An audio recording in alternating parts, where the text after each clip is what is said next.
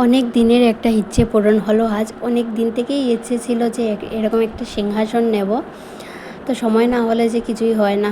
তো পয়লা বৈশাখের দিন বিকেলবেলা হঠাৎ করে আমার বড় আমাকে বলছিল, তোমাকে কিছু টাকা দিয়ে দিই, তোমার যা কিছু লাগে তুমি কিনে নিয়ে নাও। আমি বললাম আমার কিছুই এখন লাগবে না, তুমি আমাকে এরকম একটা সিংহাসন এনে দাও, আর কিছু লাগবে না। তো ও এক কথাতেই রাজি হয়ে গেল। তারপর দেখো সিংহাসনটা আমরা অর্ডার করি ওই দিনই বিকেলবেলা।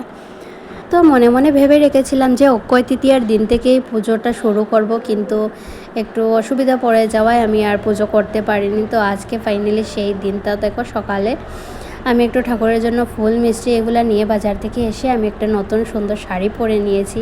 যেহেতু পুজো দেবো, শাড়ি পরতে তো ভীষণই ভালো লাগে, কিন্তু শাড়ি পরে মানে ঠিকঠাকভাবে শাড়িটা রাখতে পারি না, এই জন্যই আর কি পরি না। তো পুজো দেবো তাই এই জন্য পরে নিয়েছি। আর এদিকে দেখো পর্দাগুলোও লাগিয়ে নিচ্ছে। আমাদের সবারই স্নান দান হয়ে গেছিলো, হিয়াইয়ানও খুব এক্সাইটেড ছিল যে পুজো দেবে।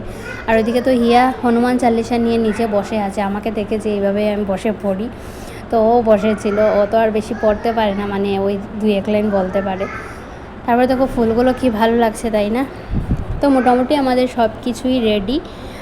আর আমি গোপালের জন্য একটা নতুন ড্রেসও এনেছিলাম। আর এই ইয়েলো কালারের মিষ্টি ড্রেসটা পরে আমার গোপাল সোনাকে কীরকম লাগছে একটু কমেন্টস করে জানাবে। আমার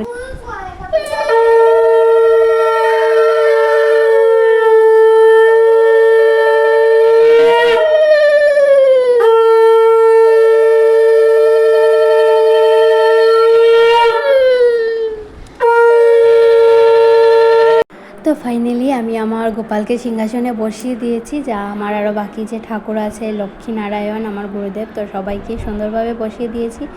এবার দেখো পুরো সিংহাসনটা ফুল দিয়ে সাজিয়ে দিচ্ছি।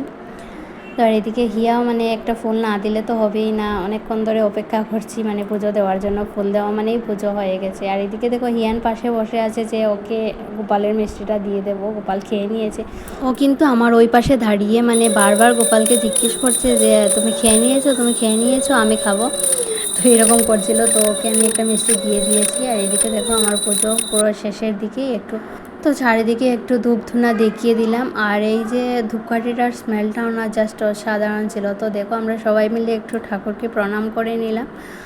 তো আজকের ভিডিওটা তোমাদের কীরকম লেগেছে একটু কমেন্ট করে জানাবে। আর আমি মানে অনেক দিন পরই ভিডিও দিচ্ছি, কারণ আমি একা হাতে না সব কিছু ম্যানেজ করতে পারছি না, এই জন্যই আর কি মানে রেগুলার ভিডিও দেওয়া হয় না।